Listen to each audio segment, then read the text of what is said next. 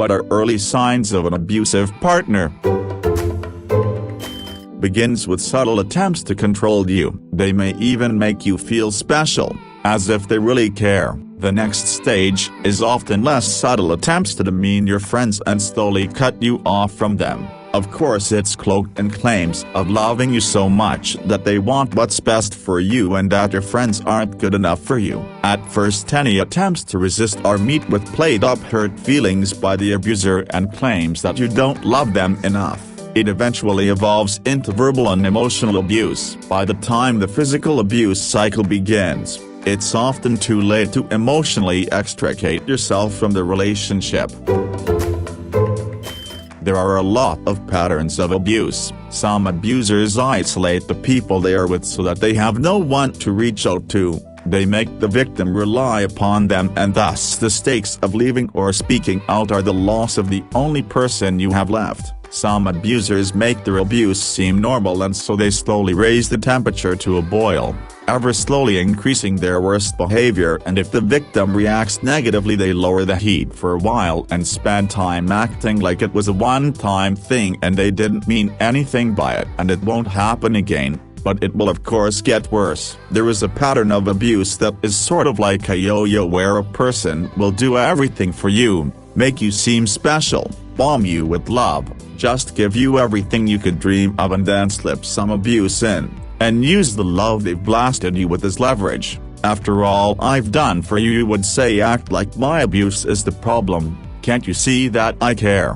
If I didn't care I wouldn't have done this, etc. Like family dysfunction, abusers come in a lot of flavors. Sometimes abuse can just be periods of neglect and normalizing a coldness towards the other person and downplaying any of that person's needs. It takes a lot of work to keep a relationship healthy, and even people who are not generally abusive can in combination create a pretty unhealthy situation long term. It is helpful, I think, to consider some of the signs of a stable relationship to know what an unstable one might be. Stable partnerships are two independent people who act with compassion towards their partner, but often not just towards their partner. They have a circle of people they care about. They have friends and family that would vouch for them in a healthy way. Both people in the relationship allow room for the other person to be who they are.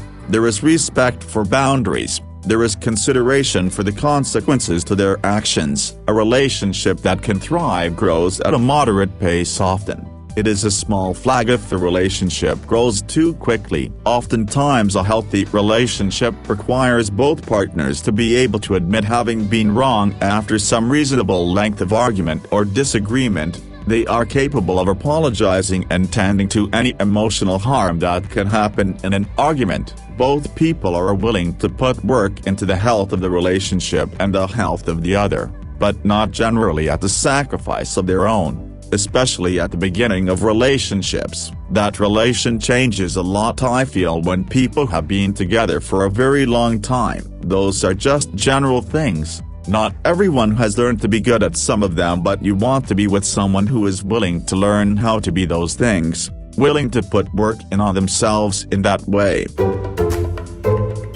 I took the most informative social psychology class in college. The professor made sure to make repeated points on anything that had to do with manipulations in relationships. He said the biggest worry for any abuser is that the victim will simply leave. So they always manipulate the victim into thinking that this relationship is their best option. On a simple psychological level, if you have no better options, you will always choose to stay. One of the most common ways abusers make you believe that staying is your best option often goes undetected and is quite subtle, but it's little phrases with wording like "no one will ever love you as much as I love you" or anything along those lines, subtly insinuating that this is the best you will ever have it. It doesn't seem like much, but mix that with tons or repetition and use in times after making a mistake, and it really starts to sink in as a fact for the victim without them even realizing it. It could be something like, "wow, you messed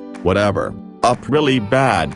You're lucky I'm with you," to always fix these things to both put the victim down as well as hint there is nowhere else to go. Without this mental trap, Abusive relationships would never go on as long as they tend to. Really makes you think differently about the wording of a lot of love songs though. When they are surrounded by assholes. Ex was an asshole, boss is an asshole, this thing happened today and can you believe what happened. Their bad luck with other people seems uncanny. When it's a lot early on, you're the only one who understands. Never met anyone like you before. It's a real connection. Soulmates, they say they love you quite fast. It's a whirlwind of attention and validation. They care quite a bit about who you hang out with and why. They have trust issues that they really want you to understand and try and work with. Any kind of physical aggression at all, towards anyone or anything, throwing their keys onto the table angrily after a bad day, punching the wall, driving erratically, refusing to give you space during an argument, including following you if you leave the room, also shouting or insults leveled at anyone, not just you. Low empathy, finding other people's misfortune funny, pranks that aren't well received, a win-lose attitude to life,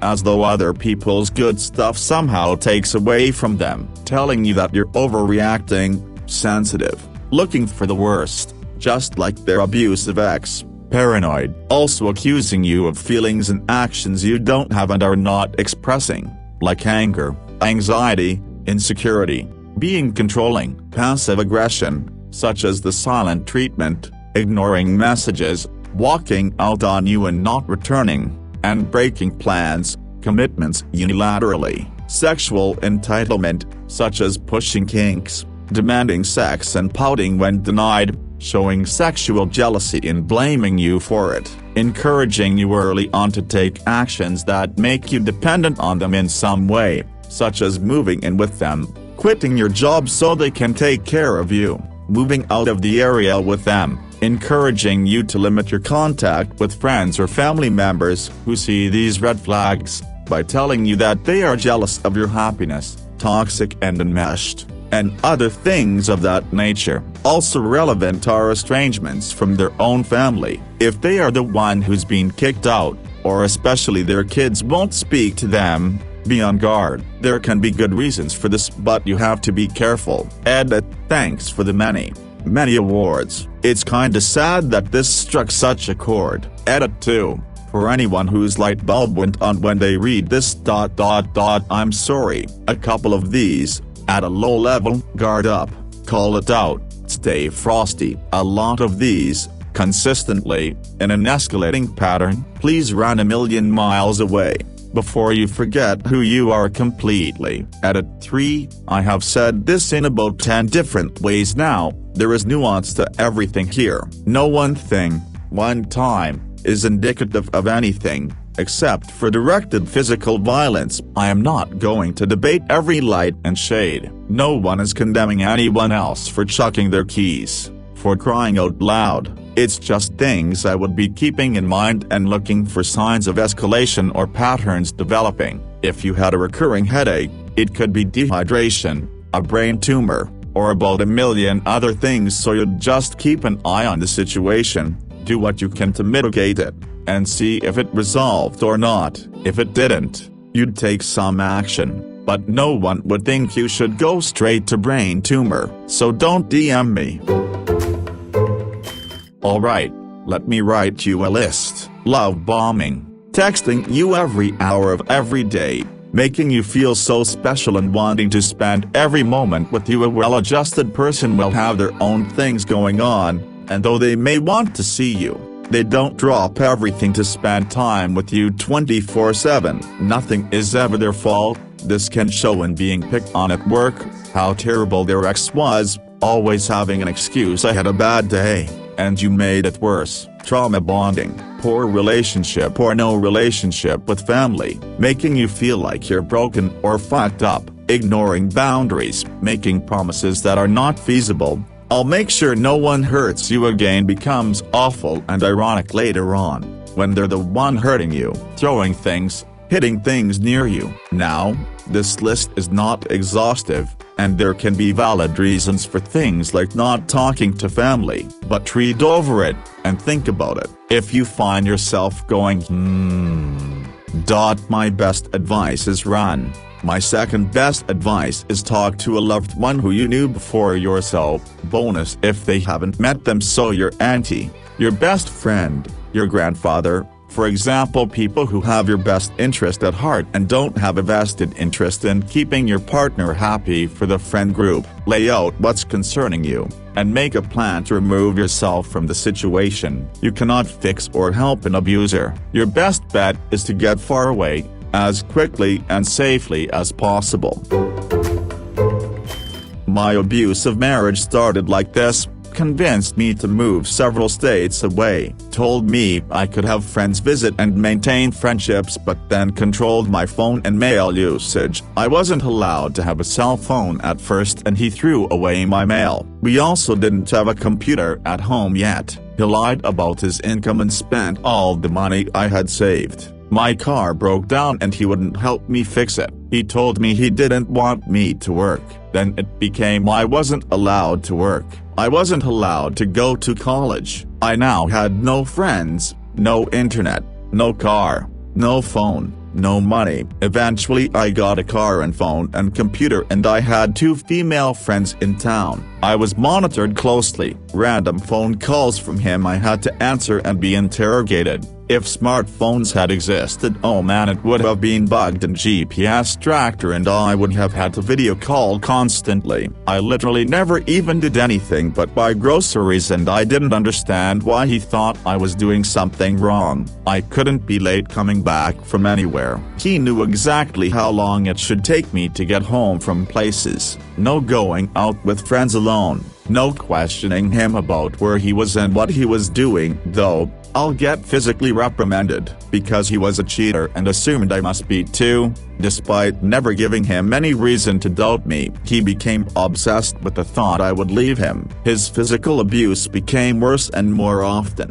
His verbal and emotional abuse intensified. He wanted me to know I was worthless and no one cared. A few times he physically assaulted me in public, and since no one acknowledged it, he would say, "See, no one cares what happens to you." After a time I was able to get a part-time job and he would spend my money. He later admitted he never let there be enough in the bank for me to leave. If we had extra, he said he would make sure to spend it. One time there was extra and I was going to leave, and he picked me up and threw me across the room. I thought my leg might be broken. He said, "How are you going to run away if you can't even walk?" He would show up at my work and just hang out there for hours. One day I was 2 minutes late coming home from work, and he grabbed me and demanded to know what I was doing. He shoved his hands down my pants and forcefully fingered me, and since I was not bone dry, he screamed to know who I had been fucking. You know,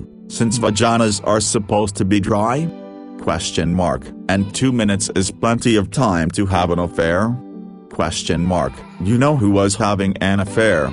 Again, not me. I only ever got away because we were forced to move back to our home state when the military wouldn't let him enlist and he couldn't get a job. Then I was the only one working and he kept taking all my money. He actually ended up kicking me out and taking everything from me when I wouldn't have sex with him one night because I had bronchitis.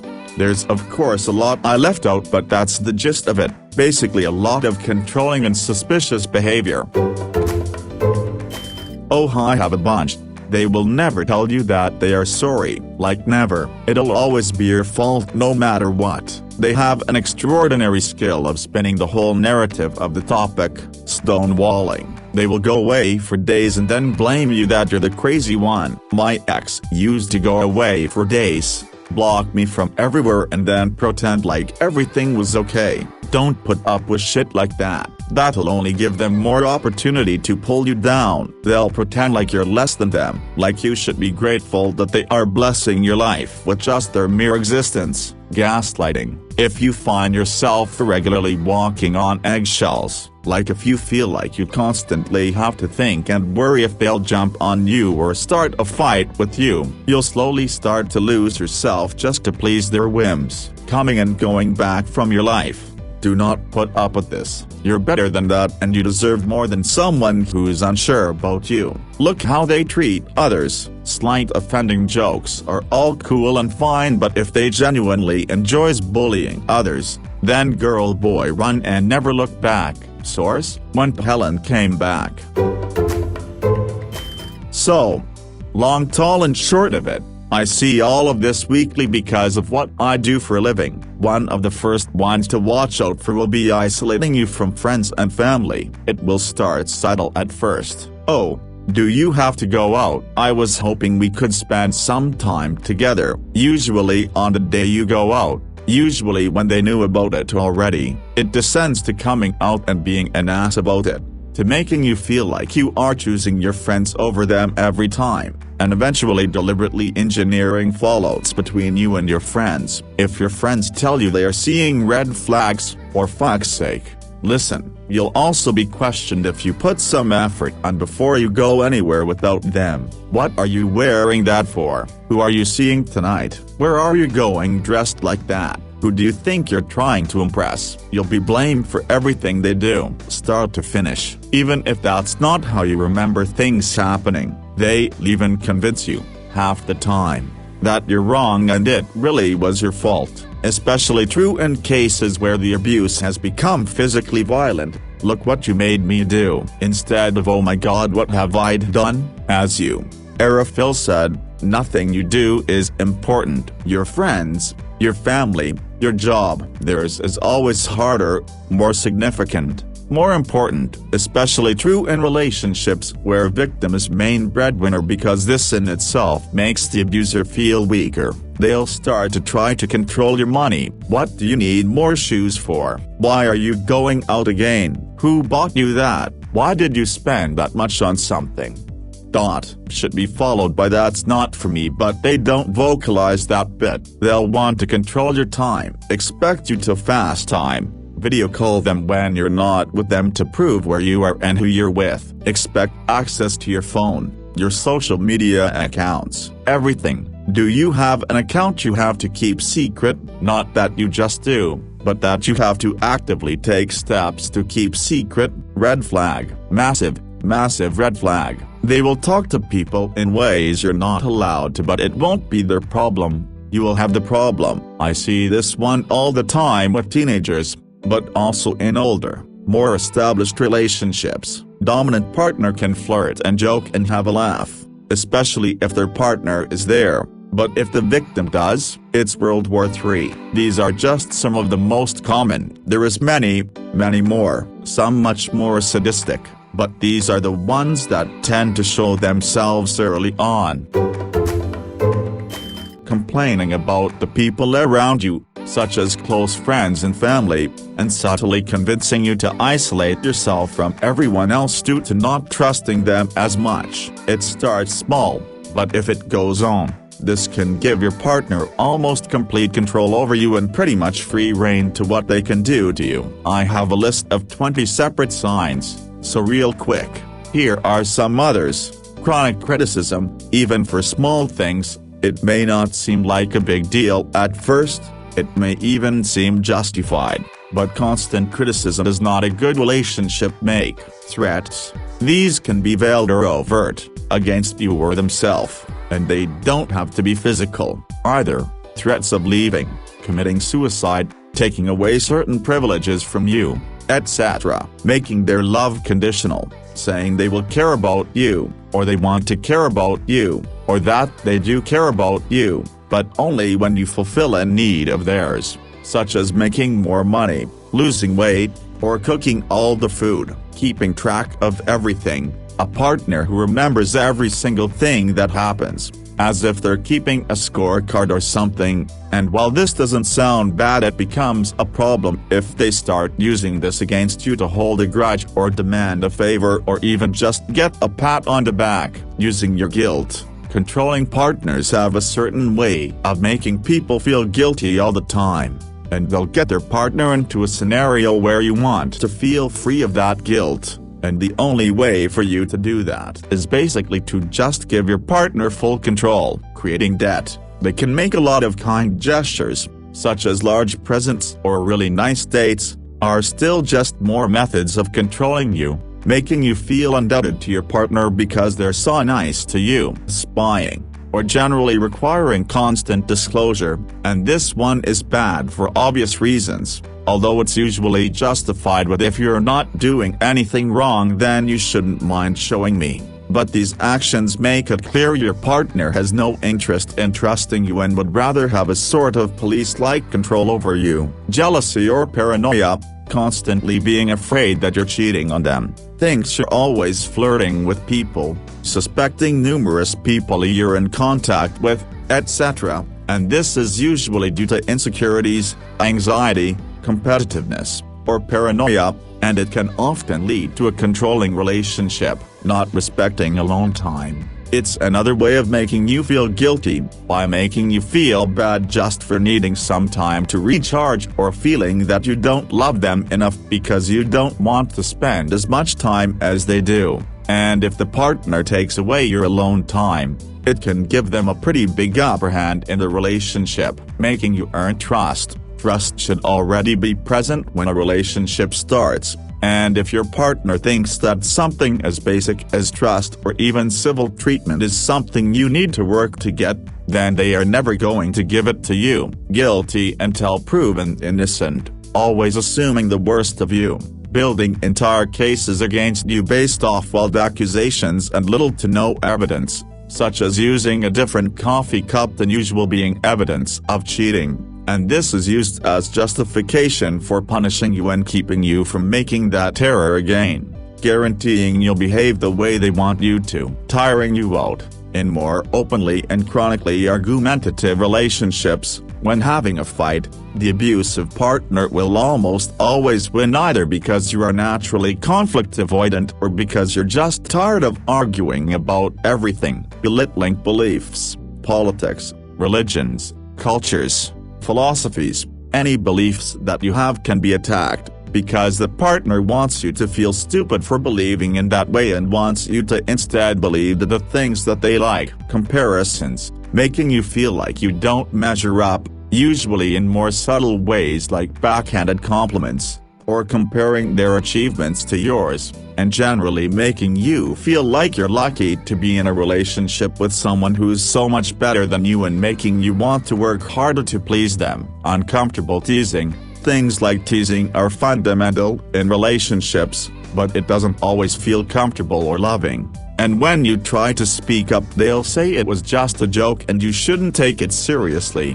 which both validates the partner's original thinly veiled criticism while also adding on that you had the wrong reaction, and thus you don't have a right to your own feelings. Word sex. Feeling weird or wrong after sex or during it can be a sign, because abusive power dynamics can and do find ways to infiltrate your sexual relationship, and those feelings of discomfort are a sign that something in the relationship might be wrong. Not listening. Your partner doesn't care about or even consider your opinions, and conversations tend to be dominated by them rather than being a back-and-forth discussion, usually through constantly interrupting, dismissing, or not even acknowledging whatever you're saying. Peer pressure. It happens in relationships as a method of thwarting your attempts to grow healthier and stronger because they want you to be weak, and it can be anything that pressures you into unhealthy behaviors, such as substance abuse, ruining your dreams, essentially making you give up on your goals, professional, educational, or personal, by making you doubt yourself, making you believe you'd never make it, and having you lose all confidence in your aspirations. And this essentially takes away your autonomy by stopping you from doing anything that could take you away from them.